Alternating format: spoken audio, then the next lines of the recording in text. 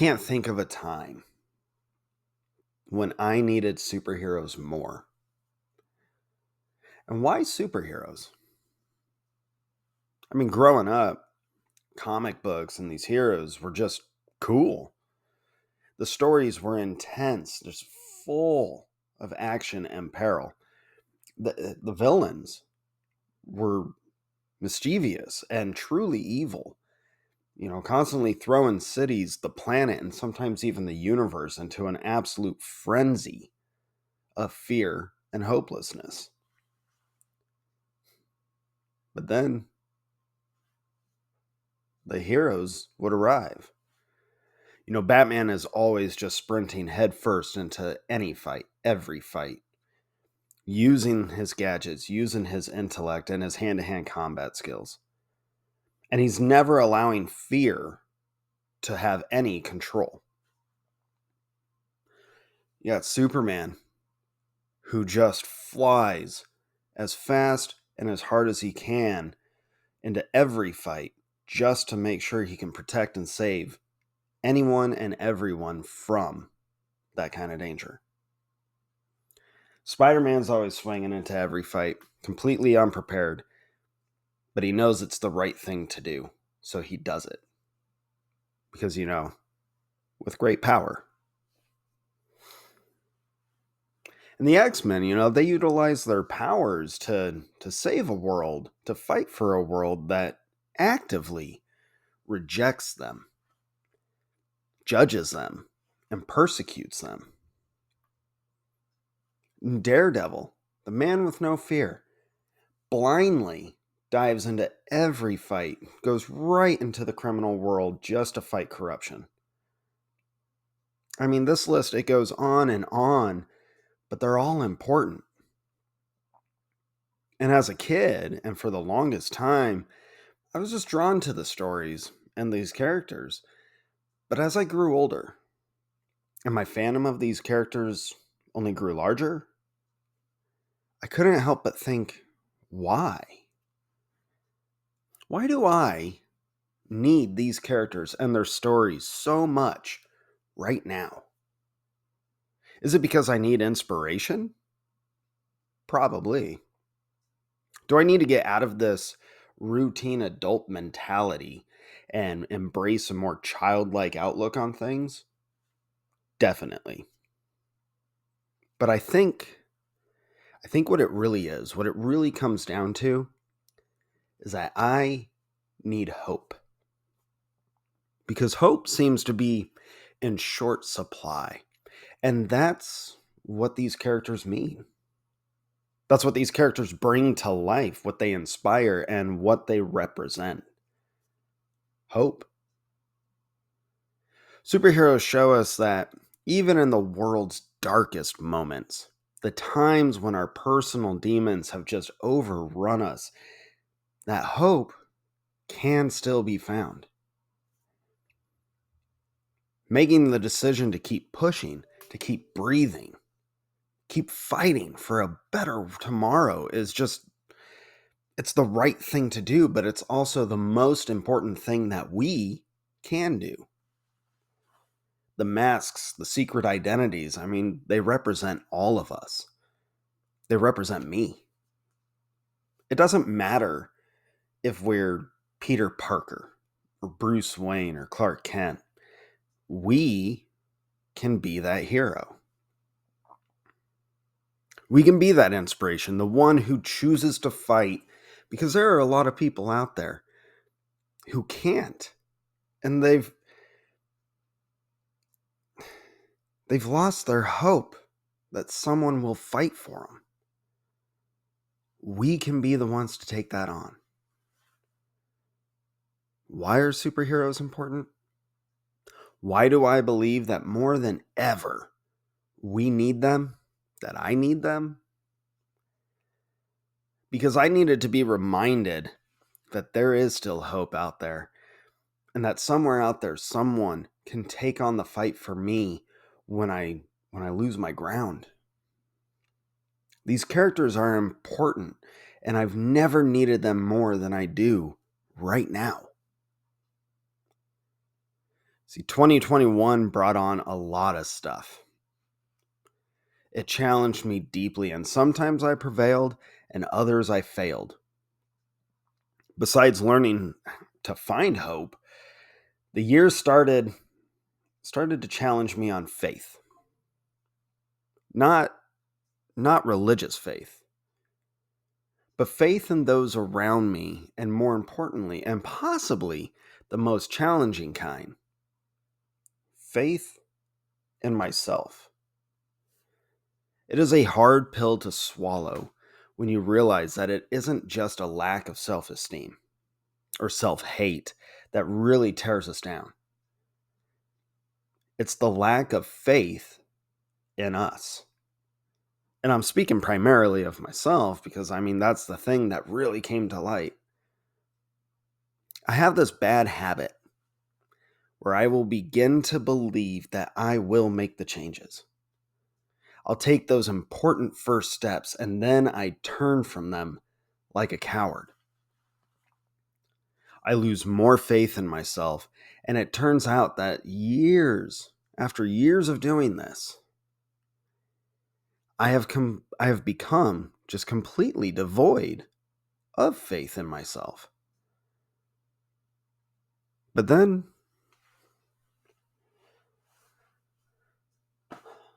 I revisit these characters and these stories. Superheroes all go through some familiar things as they navigate their lives, and one of those moments is the moment that they lose faith in themselves and they give up. Inevitably, they have to face themselves and they have to take a leap of faith that they can change, they can grow, and they can become the person that they set out to be. It's something I think we all need to pay closer attention to. And I know that it's something that I really need to focus on. See, everyone has their own tools for their own mental health, and mine is typically music and movies, which I always use because those things work for me.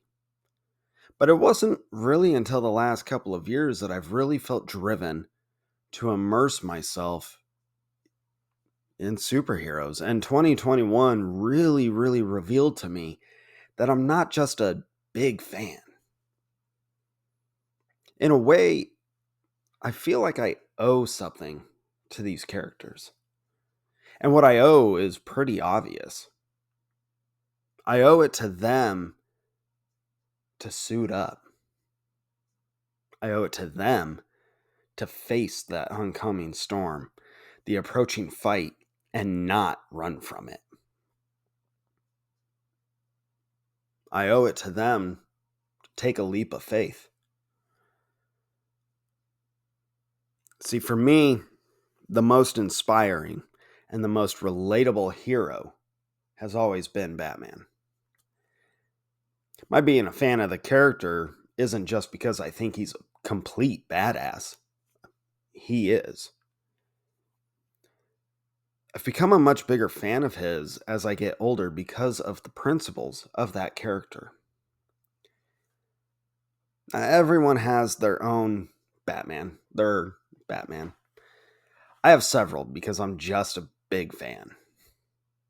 But I think the most grounding and the most relatable version of Batman to me will always be Christian Bale's. The intensity and the humanity that he and Christopher Nolan brought out of that character is one that just hits home for me every time. As a fan of the character, this is the most relatable version because Bale does such an incredible job of bringing Batman as close to reality as anyone ever has. To me, the whole point of that particular trilogy is to hold the mirror up to ourselves, to challenge ourselves to inspire, and to be the changes that we desire in life. We need to be the symbols of hope for a world that is, on the surface, seems lost. We have to be able to look past the grime and see the good. And that trilogy tells us that in our darkest, most vulnerable, broken moments, when we make the mistake of letting it get the better of us, that is when it is most important to endure. We need to know our limits, but we also need to be prepared to understand that with change comes pushback. And the fight doesn't just end, and it doesn't just go our way. But we must endure. Superman may be known to be the symbol of hope, but Batman is the symbol of defiance and perseverance. The older I get, the more I understand that. I understand on a very deep level why Batman means so much to me and why I connect with that character the most. I've spent a lot of time letting the darker parts of life control me and take advantage of me. I've spent a lot of time in the throes of hate and hopelessness. I blinded myself to my own life, convincing myself that it was lost. Convincing myself that nothing I did mattered. I have convinced myself several times that because I always found a way to screw it up, there was no point in continuing in this life. And yet, I am still here. There has been a part of me secretly pushing me, subliminally steering me away from going through with ending it all. I know some people would give it a religious spin, and you can if you want. But I can tell you that part of me, that voice inside of me that has broken the silence in my worst times, it's always sounded a lot like Batman. So when I talk about being a fan of the character, I'm never just talking about how much I love the comics and the movies. I'm telling you that the character has been more instrumental in my life than I have ever actually understood until I got older. Life can be exceedingly difficult. And I know that there are going to be moments in my future that knock my legs out from under me and then kick me while I'm down. But there is comfort in knowing that when I am falling apart, when I am losing my grip on what I need to do, when that first down just seems impossible to achieve, and I call out, asking, what more am I supposed to do? I will hear the Dark Knight's voice respond in my mind. Endure.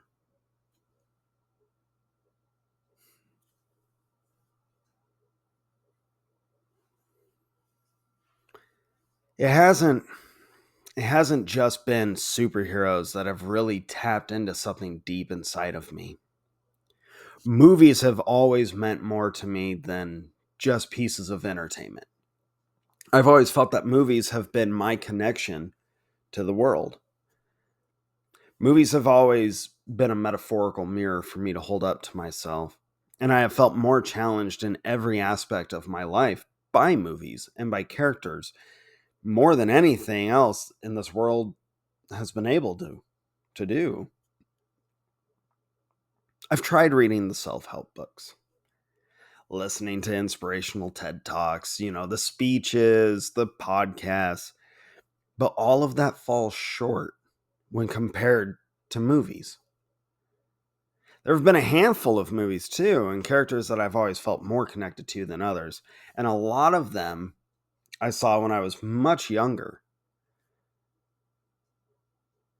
And again, as I've gotten older, I have come to learn why I always felt connected to him. It makes sense that the characters that I connect to the most are characters that spend the majority of their story struggling with doubt, identity, monotony, mental health, and the general lack of belief in themselves. Their stories are told over a series of events that help shift and grow their paths and lives. When I watch Melvin Udall, a man who's just so full of spite and resentment to the world, because that's his defense mechanism to avoid vulnerability and rejection.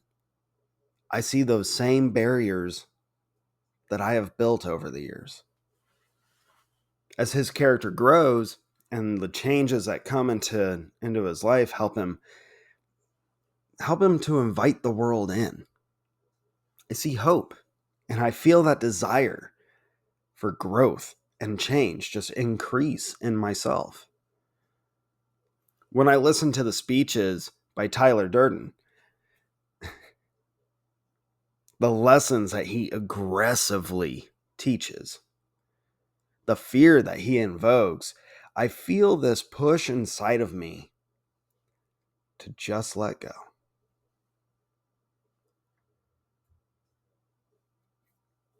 But when I watch Neo, I feel the most challenged. If you've listened to the podcast, then you know how much that movie and that character mean to me. And if you haven't, go listen. The Matrix and Neo's journey has been the most impactful story on my life next to Batman. The movie itself represents so much, including family bonds with my dad and my brother. And the older that I get, the deeper that movie cuts. To me, this movie is very much the mirror to my own life. I'm not saying that I believe we live in a simulation or that I can stop bullets or even fly. No. But it has definitely challenged me with the importance of believing in myself. And every time that I watch this movie, when Neo is talking to the Oracle for the first time, I feel this stirring inside of me. When she tells Neo, "I'm sorry, kid, but it looks like you're waiting for something," I always take that as if she is telling myself and the world that we can't just wait and expect our lives to change. We can't bring our potential to fruition without challenging ourselves to believe. When I watch Neo, I feel that stirring inside of me grow. It feels as though it's some kind of life form that has been imprisoned for so long, and all it needs is just a little bit of air. I feel that instinct prodding me, and it's telling me that it is time to go down that rabbit hole. See,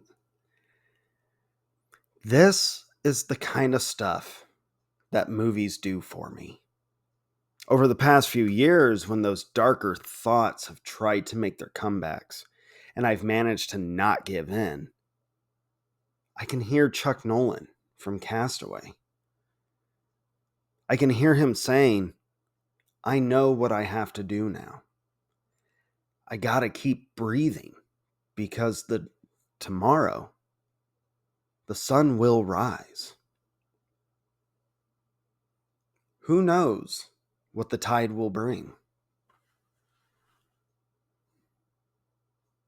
So that is what I keep doing. I have to survive. I have to keep breathing. Even when I feel as though I have no hope, I have to do these things because Chuck is right. The sun will rise. and life will go on. I don't know what will come with tomorrow, but whatever it is, I need to make sure that I am around to see it. It's easy to acknowledge the inspiration and the push that these characters and these stories give me. But acting on those inspirations has been difficult, to say the least.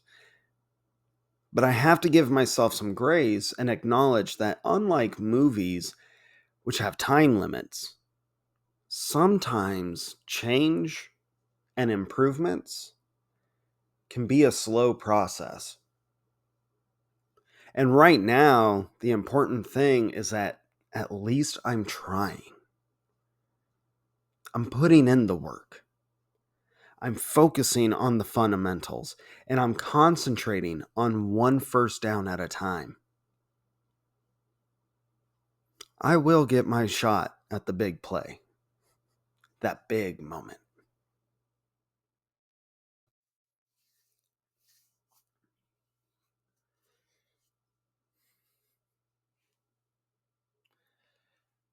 My tattoos are very personal to me. They all tell a part of my story. And most people don't seem to want to hear the deep meanings behind my ink because I think the reality of them might be just a little bit too triggering for people. I mean, we're all struggling and just trying to make it day to day. And I think there's still just too much taboo when it comes to mental health and especially suicide. You know, the majority of my tattoos all represent direct defiance to those taboos. And I wear my ink proudly. The year after I got divorced, I got two pieces put on my arms. One is on the side of my left forearm. It says reclamation. And I got it as a reminder that I need to reclaim my life. I had given up all of my dreams for my relationship, and that relationship was gone. It was time to start taking back what I had given up. Now, if you've made it this far, then you know that reclaiming my life is something that has always been way easier said than actually done. And after a very long amount of time, I feel like I am finally starting to work towards what I got tattooed on myself. The night of the divorce, I got the words refined in the fire tattooed on my right wrist. I think it's obvious what that one represents. Sometimes you have to suffer and you have to go through hell just to grow and become a better you. I also got the top half of my right arm tattooed with the design of a bruised and bloodied man who's standing in a world that is burning down. He's killed these two zombie demons, one of which he's impaling with a flag, and the other one he's stomping straight through the chest. And there's also then a demon that's reaching out to feed on one of the dead zombies. The idea behind that one is that the war for your life, your mental health, is never an easy one, nor is it pretty. It is brutal, and it can be bloody, and it can be exhausting.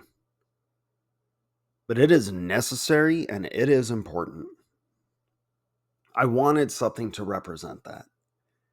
And on my left arm, next to the word reclamation, I have a robin standing on top of a skull. Because from death comes new life. On the inside of my left forearm, I've got Calvin and Hobbes dancing. I got that one right after I had just a really bad mental breakdown in the mountains. The image just flashed in my mind, and I just knew that I needed it. It is a constant reminder to find a reason to dance. Because sometimes, literally, a good, silly, quick dance, it can improve a bad mood real quick. But the one that I tend to focus on the most, while all the others are acting like reminders, or acting as reminders and inspirations and armor, this one I got for Jovi. She drew this picture of us when she was around 7 years old, and I still have the original drawing. It's hanging above my bed. But I took that drawing and I got it tattooed on my upper left arm. She didn't know that I was going to get it tattooed, and when I showed it to her, she was ecstatic. And to this day, she'll still ask me if she can draw a new tattoo design for me. It's funny because I got all of this ink during some of my toughest times. I got them all as representations of what I was going through and what I needed to be reminded of. But I can't help but chuckle when I look at them now, because it was almost as if I was subconsciously trying to prepare myself for the future. I was putting together some armor for when I was really going to need it. I look at my tattoos now, especially on those bad days, and they help me breathe just a little bit easier.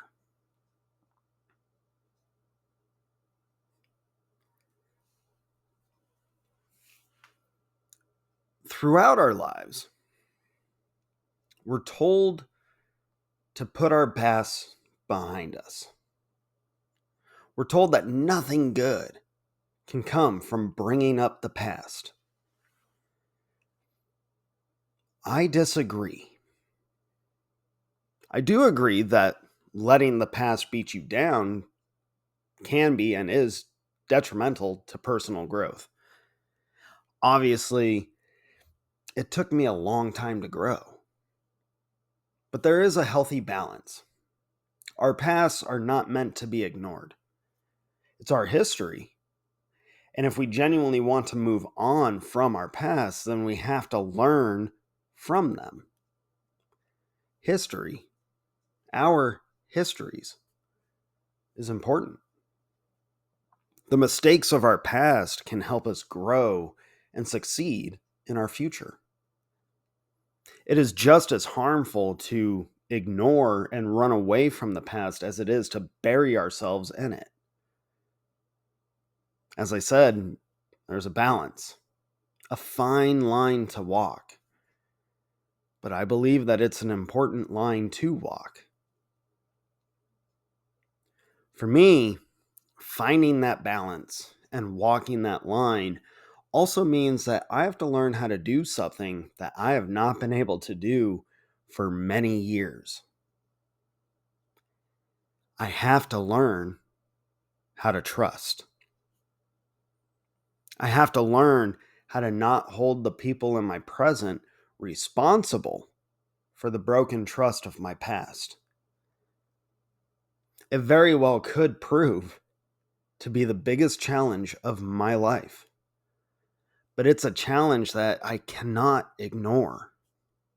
And if I expect to continue to grow, to be able to stand taller, keep my eyes on that next first down, then I have to give in to trust. I've lived a long time in a dark place. I've struggled and I've wanted to give up so many times. But the sun kept rising, and I kept breathing. And I believe that it is long past due that I step out of the darkness. It's difficult for me to say to, let alone put faith in, but I'm starting to believe that all of it is just a part of my origin story. And if that's the case, then I can't help but feel excited and hopeful for what my future looks like. I spent a lifetime allowing and encouraging alcohol abuse and depression to become my identities. I was as dependent on them to define who I was as I had been on alcohol to take me out of the picture. But as I put these words down, I confronted an honesty that I haven't faced in years, if ever. And as scary as it was, as intense as it got, I felt as though I was breaking free. The walls and the chains that I had built and linked around myself for so many years were breaking.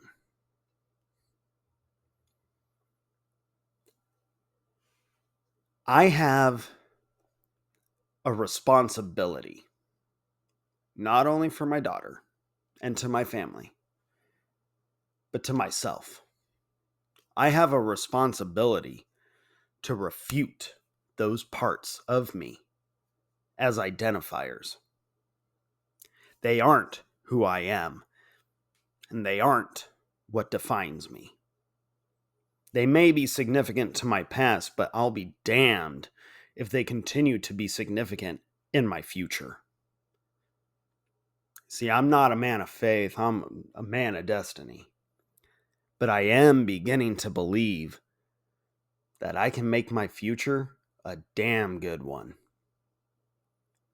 I don't know what tomorrow will bring or who the man I will be in the years to come. But I do know who I am not. I'm not the man who gives up. I tried it, and this life had other plans. I believed for a long time that life only kept me around as a cruel joke. Too many times I have looked into the abyss of my mind and succumbed to fear.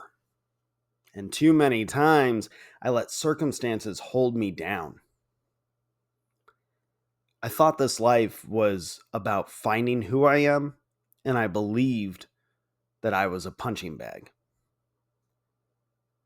But I'm tired.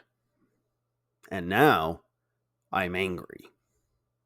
And I am beginning to believe in me. Circumstances knocked me down over and over again.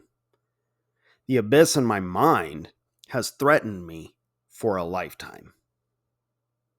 It has kept me from believing in myself, believing that I could trust and love and be loved back. I abandoned an identity when I was a child, and I never found a concrete one to replace it. During all of these years, I have worn different faces, different masks, because I was convinced that it was the only way that I would ever be able to move forward in this life. And looking back on all of this has made me learn something about myself. I did find an identity. I embraced it and have depended on it for a very long time. I turned my depression, my dependence on alcohol, and my all-encompassing negativity into my identity. It's been like Stockholm Syndrome between that and me. I mean, I've called those things my demons for a very long time, and I am tired of it. I'm beginning to believe that they aren't even worthy of a name. They cannot be what makes me, me. My daughter likes to ask me from time to time what I'm afraid of. She always follows it up with, you can't say losing family or losing me. It has to be something different. And I've never had an answer for her until now. I have been afraid of being healed. The idea and the very real potential of a peaceful life is difficult and scary for me. I don't know what I would do if I had it. But we are here to face our fears, and things are changing. That abyss in my mind is experiencing something new. The darkness that has been my companion is nervous. I can feel its panic. It should be afraid.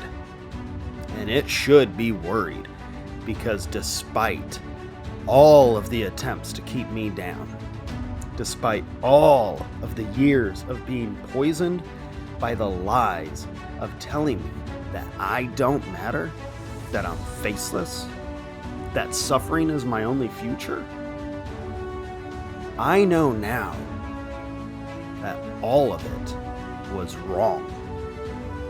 And that is empowering. See, there is only one thing that I need to remind myself of: their weaknesses and lies. There's only one thing to remind myself when the road gets tough: that I am meant for more.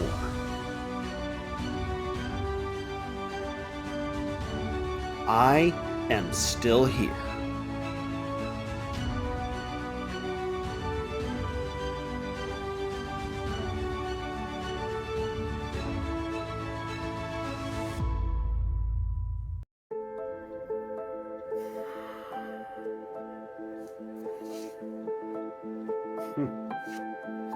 This all started as a blog, a quick minute, but it turned into something so much bigger. And giving all of these feelings and these thoughts a physical space for them to occupy has been one of the most emotional experiences that I have gone through since therapy. You know, the more that my fingers tightened and my brain purged, the more I realized that I wasn't just giving these words their own space, but I was confronting a lot of truths that I have ignored. I imagine that I will have some very deep conversations with a handful of people after all of this, and that's okay. Those conversations will probably be a little uncomfortable, but they'll be necessary.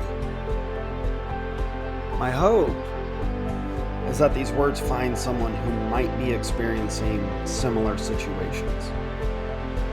I hope that whoever watches this and listens to it can look at their lives and find a little fire inside of themselves to do better than me.